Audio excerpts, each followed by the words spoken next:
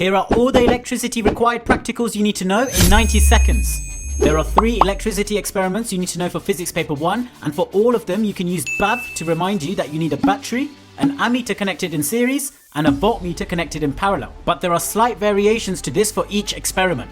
The first experiment involves finding how current varies with potential difference in a particular component. For this one, along with BAV, you will need a variable resistor and the component that you're testing. This could be a wire, resistor, filament lamp or diode. You then vary the resistance of the variable resistor and record a range of current values from the ammeter and potential difference values from the voltmeter. Then reverse the connections of the component and repeat the readings again in the negative direction. You can then plot a graph of current against potential difference. The second experiment involves seeing how resistance of a wire changes as its length increases.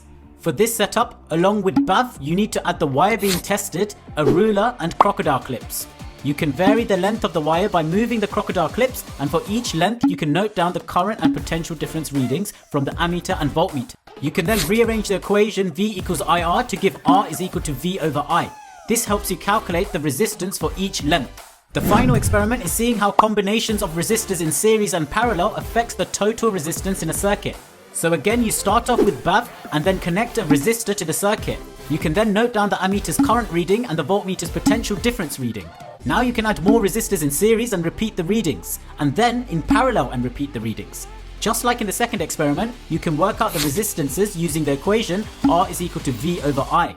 To improve the accuracy for all 3 of these experiments, remember to use low current values so that the temperature of the wires don't get too hot, and switch off the circuit between the readings.